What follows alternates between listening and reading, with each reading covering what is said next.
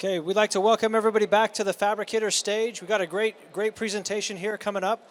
Fabricator stage, great presentation on rework reduction. Again, we'd like to make a quick shout out. Visit the Natural Stone Institute booth, ISFA booth, and Rockhead booth to learn how to help your business. But I'd like to introduce Toni Malisani, great friend, great leader in the industry. He's going to talk to us today about rework reduction. Thank you, Toni.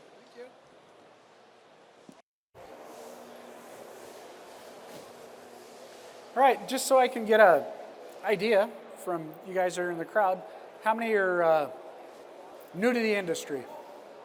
A couple years, 5 years, more than 5 years, more than 10 years, more than 20 years, more than 30 years? Okay, come on up here, you can. So we're gonna pull up a presentation here. Let me give you just a little bit of background about myself. We're a third generation company in Montana. We do terrazzo, natural stone, ceramic tile work. Okay, we do all scopes of natural stone. So everything from monuments to building cladding, interior, exterior. The terrazzo is just basically a aggregate made with natural stone, although it's made with epoxies now. And then of course you obviously know about the natural stone part of it. So my perspective on this today, let me pull up the, is maybe a little bit different than you've heard about before. There we go. Okay. So again, Toni Malisani, Malisani Incorporated. So I want to talk a little bit about, and this is going to go back somewhat to what was presented with Blake, is that you need to put in place a process or a system, whatever you want to call it, and that boils down to the coup de grace, the final touch, which for us is the installation. But understand that everything you do, every interaction you have, whether it's a commercial job or residential job, is going to have some effect on that installation. So the beginning is a very important and delicate thing, and with that being said, you have to pay attention to that part of it. So a lot of times we have this attitude that installation is just the last thing that we do, right? That's it, we're all done. It's the easiest thing that there is. That could not be further from the truth. The people that you're putting out on that installation are going to be that last touch, that finished product, okay? And that has repercussions both for you as a company on your profitability. It also has effects for you as your reputation, right? Because we live in a very dynamic, social, people are posting things all the time. Does anybody taking pictures of your fabricators while your countertops are being made? No. Do you see pictures on the internet of people dropping slabs off of a second-story building, things like that, right? So the installation people are really under a microscope, and so that's an important part that we have to realize and understand. So some of the things I want to talk about, again, setting expectations. I'm just boil this down to a big thing. Setting the expectations, communicating those expectations, okay? That's a two-way street, all right? And then meeting those expectations. And the final topic is basically just how are you going to resolve issues, problems that arise in the course of business, okay? So this is just a third floor installation, but and it wasn't a really big job, but the only way to get the material into the building at the size that the customer wanted was to put it on a crane, right? And there's no OSHA people here, so we can talk about the fact that there's no way to tie back to hold the material. The material's held to the building, but there's no way to actually build a platform to get that material off, okay, because of the height of the building itself and the balcony. So other than taking off the balcony railing, which was vetoed by the general contractor because of safety issues, right? This is some of the things we have to do. This is real world. This is the way it should be. This is the way it is, okay? So some of these challenges are important in that let's talk about where this starts. So it starts with your sales team, right? So the customer comes in. How many of your salespeople ask, so what floor do you live on? right? Now, is that important? Of course it is, right? But these are the things, and I loved what Blake talked about with having a sales book. So these are the questions that you want to ask, and you may or may not even need to ask them. One of the things that we're trying to do with our company is be way more involved with just using the opportunities we have with communication with the customer, that we don't have to berate them, okay? So I can email you a form that says, hey, these are all the questions I want to ask you. I need your name, your address, I need, this information. Is it a new build? Is it an existing countertop, existing kitchen? What do we have, okay? What are your expectations for? Do you want a double basin sink, single basin sink? Do you want a sink that is a butler sink? What are the things that you're thinking before we get too involved in this conversation, okay? Wouldn't that information be handy to just be able to give that to your sales rep, right? So anybody using QR codes out there in their advertising that push your potential customers directly to that? So pre-visit questionnaire? Nobody? Pretty simple deal. I think probably the future, we're going to see that more and more people are going to be taking ownership of their information, right? And those things are going to give you a little bit of a heads up, a little bit of a head start when you already have that information. Okay, so what are the questions you're going to ask when they get there? Do you want marble or granite? Do you want quartz, quartzite? What kind of product are you looking at? Where do you want to put the product? Do you have any idea as far as edge details, things like that? Have you had stone countertops before?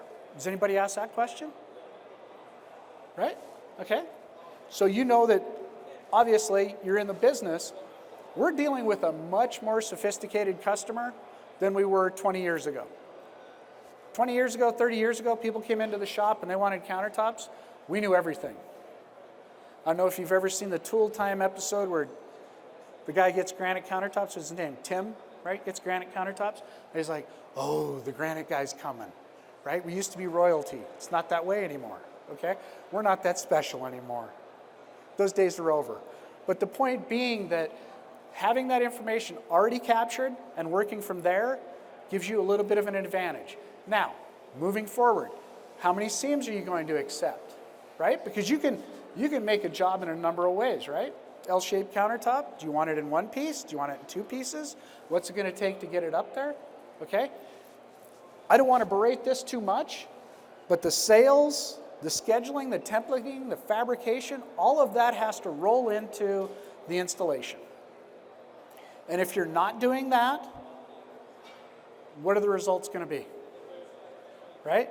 Anybody ever try to haul a 10-foot countertop up a spiral staircase? Right? So you end up with things where you have to ask these questions in order to effectively take care of what it is that your customers are looking for. So before we even get to the concept of going to the job to install it, right? We've talked about this whole idea of sales, right? Your introduction to the customer and setting the expectations. What else goes along with setting expectations? Oh, I know you guys are tired, but, right? When you're setting the expectations for your customers, you have to understand where it is that they're coming from, okay? So they're coming from what? Finished product, right? What they want for a finished product, that's what you've got to realize. But for you, what part of that, right? It's the idea of, is it even possible? Okay?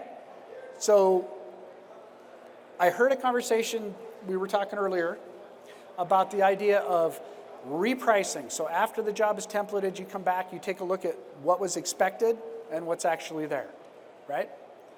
Okay? So it's the same thing when you're setting the expectations. If you have people walking in and saying, okay, I want you to make this marble countertop in one piece, and I want you to haul it up 4 stairs or across the room, or there's 8 sinks in it, and they're massive sinks. You're not even going to be able to get the material in there. What does that look like for you? Is it even possible? Does that make sense? And the way you do that is by bringing that information back from the installers. So you were talking about a post-installation audit? Exactly. Because if your installers are not talking to your salespeople, and your salespeople are not talking to their installers, everybody's talking past each other, you're going to have a lot of issues when it comes time at the end of the job to settle up with the customer and when you get that review. So before you leave the shop, how do you train your installation team? So where do you guys get your installers from? Anybody farm out the installation? So contracted? Okay. You're happy with that? Okay. How about everybody else? Where do you get your installers?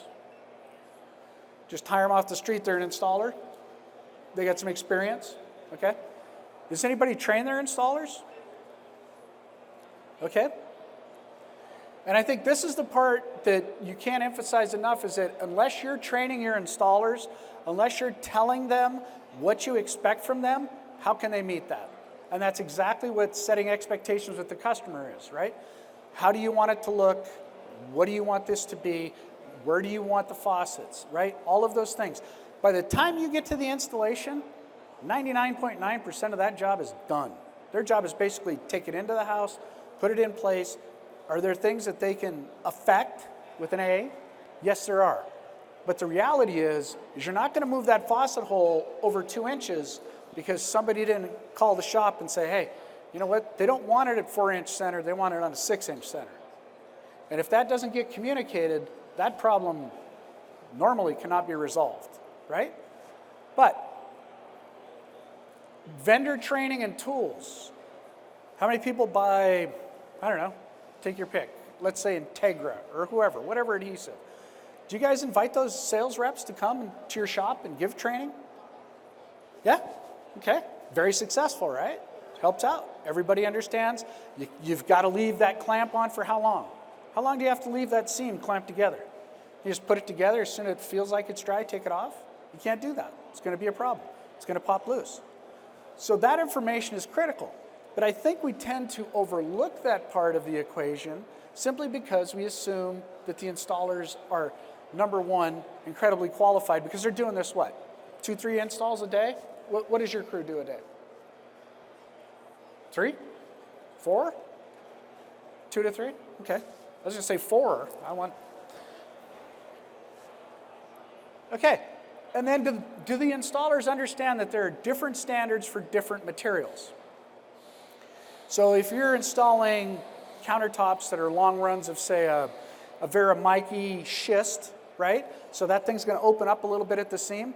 Do they understand that they're not going to be able to get it as flat and as tight as they might normally get another product? Number one.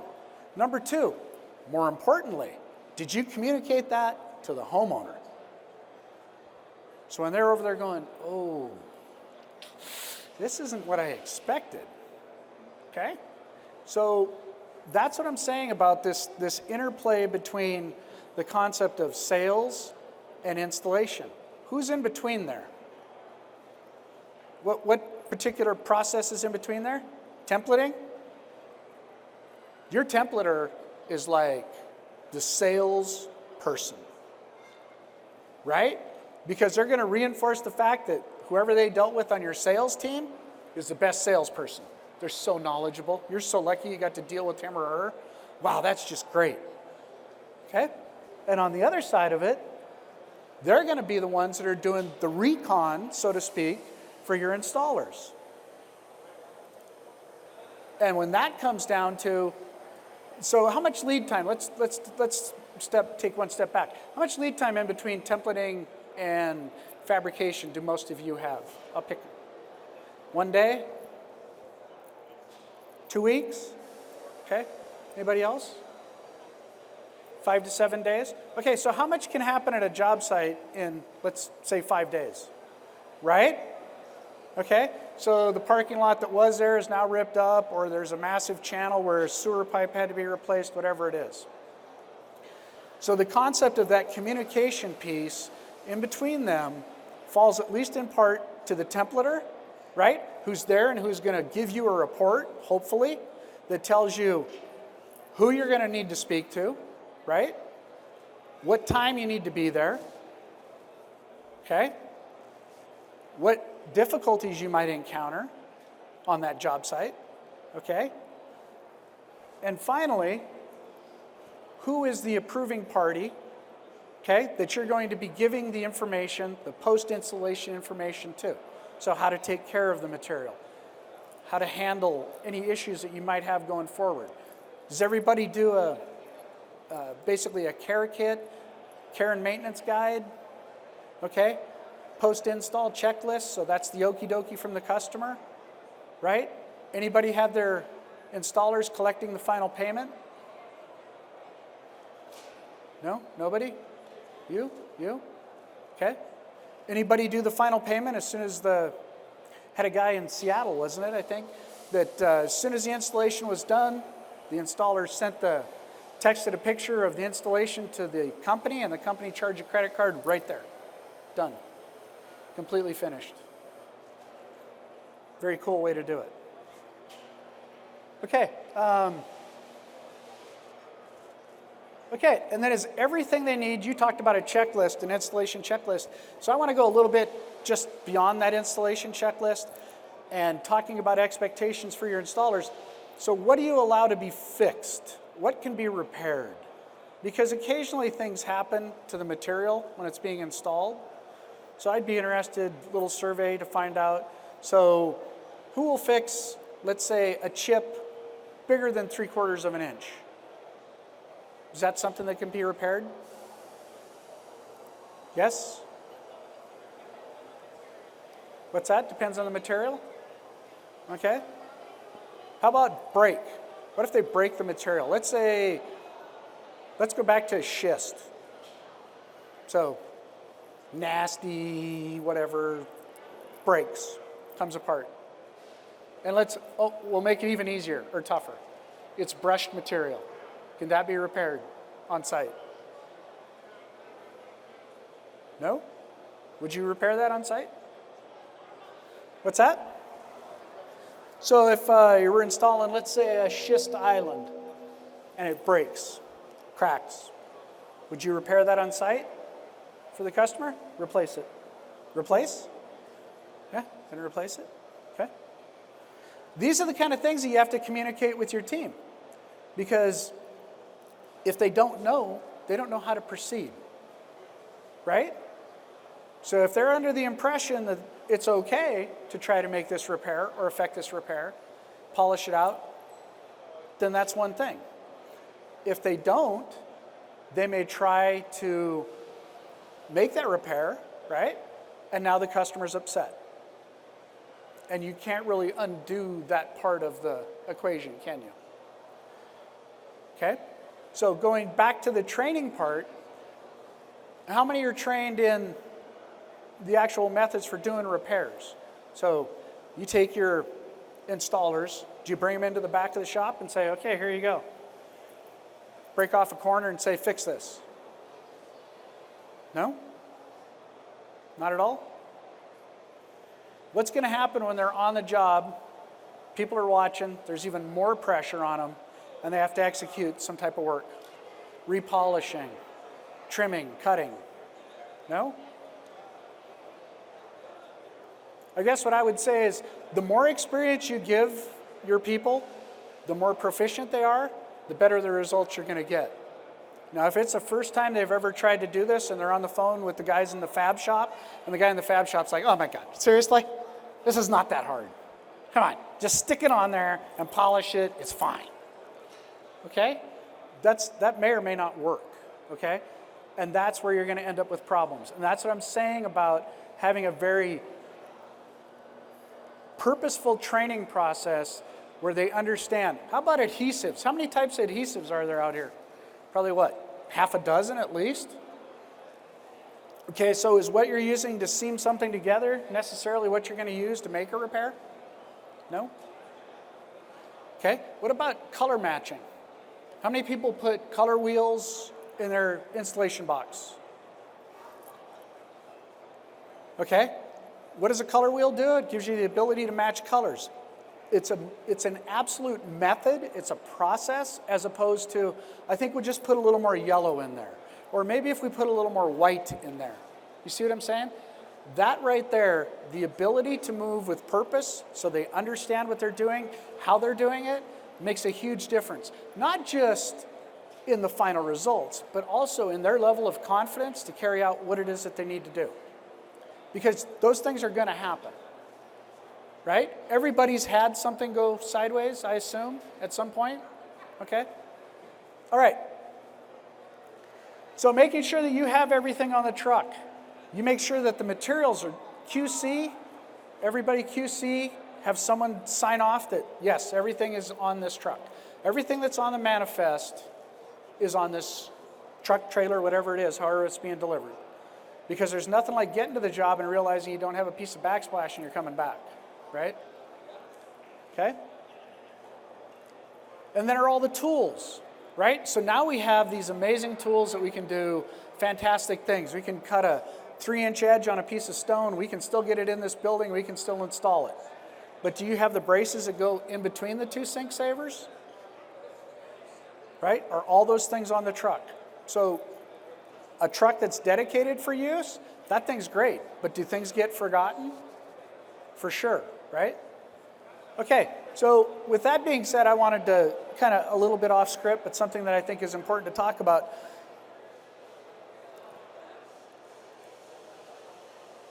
The installation crew can cause you problems well beyond, right, what is just what we normally would think of. So do you have any idea what your insurance covers and doesn't cover as far as ancillary damage inside the house?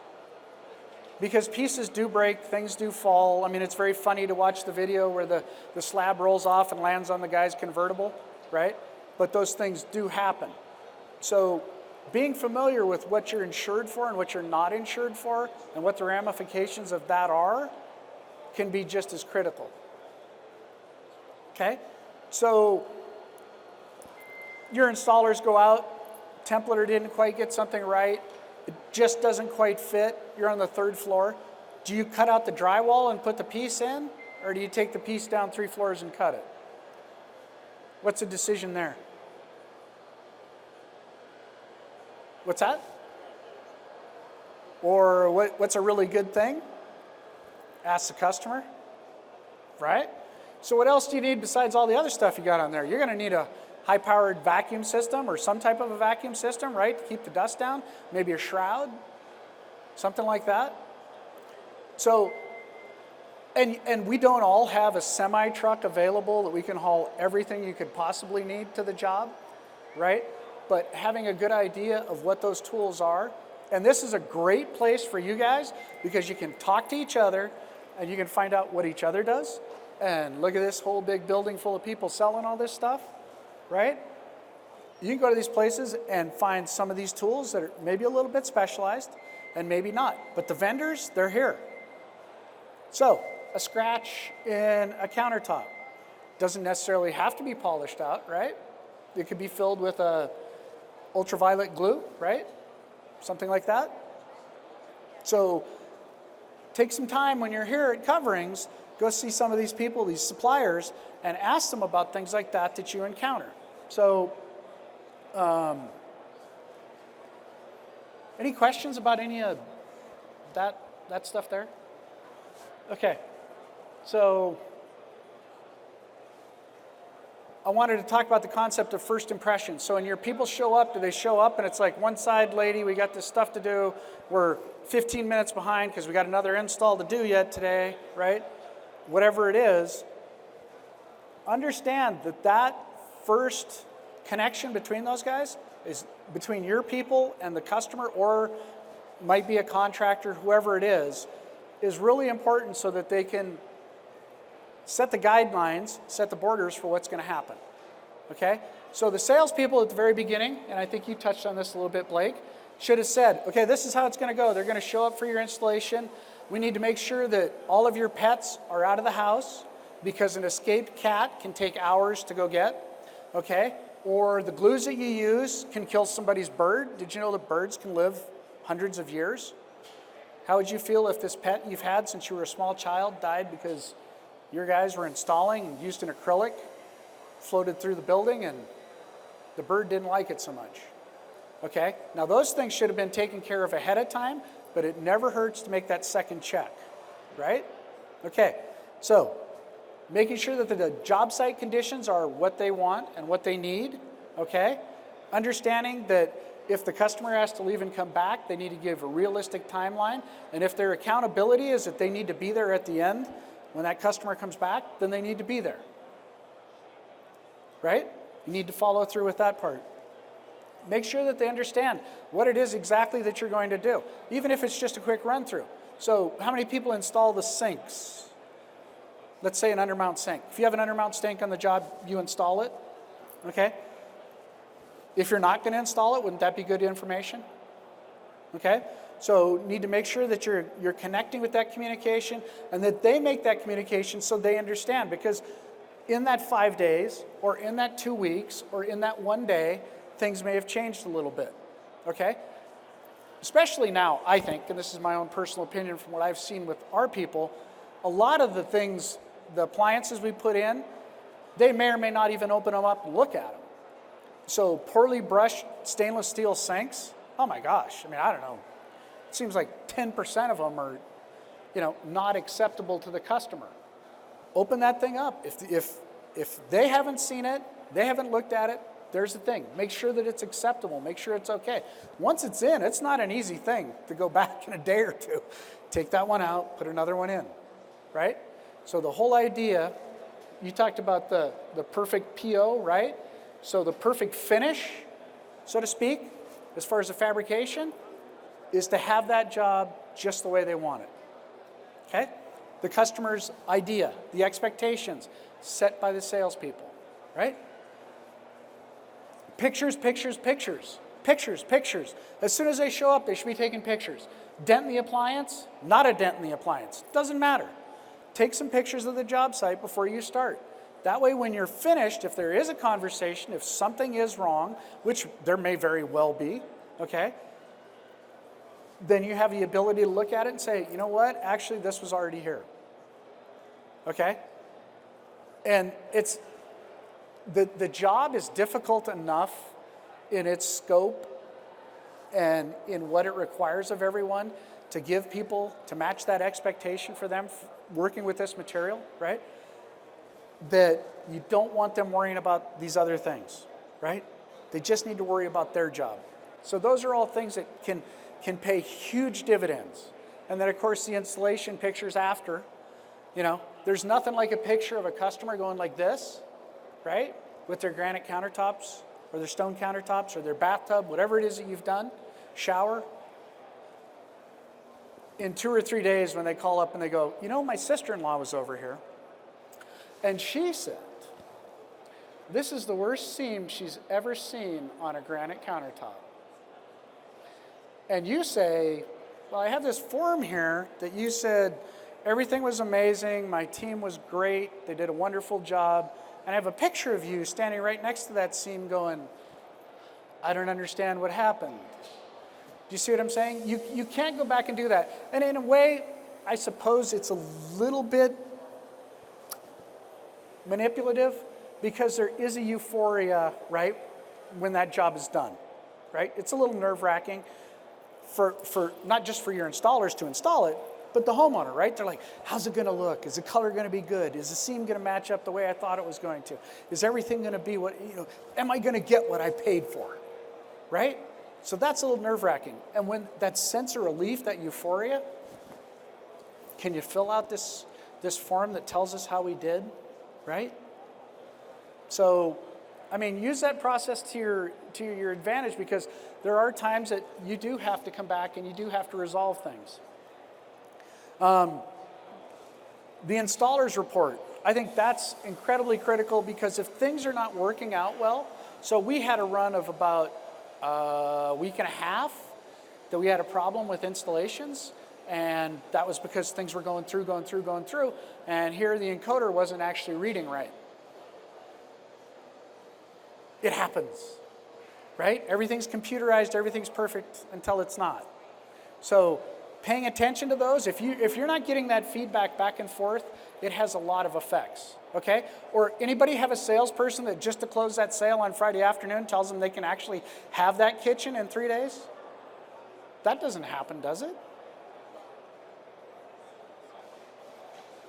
Right? So it makes your life more complicated. Do you have enough people? See, that's another thing too that I think is getting to be a little bit more difficult is the size of the things that we are doing now. Like, oh, okay, so that's the entire island? Well, yeah, just put it in exactly that way. You can't even get it in the door, right, at that size. But this is what people are expecting. So do you have enough staff to take care of that? And how do you manage that staff? What do you guys do? What do you do for, you've got a literally 11-foot by 6-foot island, it's got to go in. How do you charge for that? So we have an oversized piece charge that requires an extra 1 or 2 people. That's how we do it. So. Anybody else? Same thing? Do you mind if I ask how much it is? I'm just curious. Oh, it's per person? Depending on how many extra people are going to need to go and how far it is. You know, if it's a local in-town installation, it's, you know, somewhere around $250. If it's out of town and it's going to take 2 extra guys and they're going to go 3, we cover about 8 hours. We're in Texas, so Texas is huge. So, you know, if it's going to be a whole day where just 2 guys are just basically going to go sit in the truck and move this piece in, then it's per job depending, but we've charged up to $500-600 for that. So does that make sense? And I mean, you can do it however you want. You can do it, this is how I feel about it. You can do it by weight, okay? You could say each guy is going to only carry 100 pounds or whatever it is. This is how many people it's going to take to do the job. So those things are really critical and they really do strike at your bottom line. I like to try to narrow down issues to like 3 or 4 things so that you don't have people defining, you know, it's like, so how did it go? It went fine. Was it the right size? Were the pieces the right size? So that's a back check from the quality control, right? Okay. Were the appliances and the holes all in the right place? Were they centered? Were they properly spaced? What it was the customer actually asked for and signed off on? Okay. And then the third thing is, were the adhesives, and this is going to get me in trouble if there's any of them in here, were they actually the right color? Anybody run into that? Right? So those can be a problem too. So that's kind of our short issues. Oh, one of them, unreasonable customer is not an okay definition of a problem. Yeah. That falls on somebody else. Anyway, did I press the bad button here? Did I press the kill button here or something? Can you take me back a couple slides? So, more or less, if you take anything else out of this conversation or this discussion, I would like you to take away from it that the key to installation as well as everything else pretty much in your business is communication. So, you need to have a punch list. Everybody have a punch list? So in other words, let's say the customer isn't happy. So what's wrong? They need to define what's wrong. And in other words, everything that's wrong with that job. Because now things are already going sideways, people aren't happy, but you need to sit down as adults and basically say, what's wrong? What are the problems? Okay? And then you need to resolve those issues, each one to their satisfaction. Agree to what the fix is, execute the fix. Okay? So some of the things that they need to take with them as well is a countertop module, which basically defines what is an acceptable stone installation, which I would hope that that's what you're using to define it. NSI has a whole section for us in our contract documents. We just basically say the installation will meet current NSI design manual guidelines. That's it.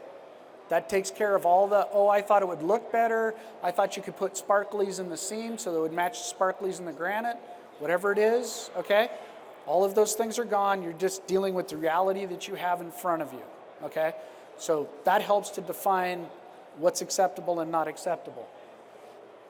And this is just something I use to really resonate the concept of communication, okay? So somebody brings in a chunk of stone, they say, I want you to cut this into 4 equal pieces. Okay, what does that mean? Does it mean this?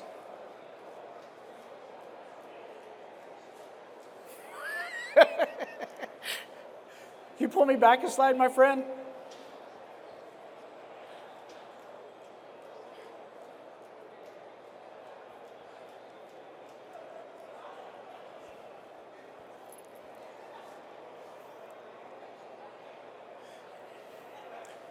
Or does it mean this? Go ahead to the next one, would you please? Or this. You see what I'm saying? So we might think that we're perfectly communicating, but are we perfectly communicating? And that's incredibly important. Again, think about those things. Think about what you're doing to train your installers. They're your last representative. Those are the guys that are going to mitigate any issues. They're going to take care of your problems, and they're the ones that are walking away. Final two things I'd like to talk about. We talked a little bit about what your insurance covers and doesn't cover. The other thing is, what do you do for final payment? So one thing that I learned, I don't know, 5-6 years ago, I guess it was, just the wording, warranty begins upon processing of the final payment. That's huge. That defines when your timeline of what you're repairing. So you've installed the job, drive away, what are you into now? Is that installation? No, you're into warranty now.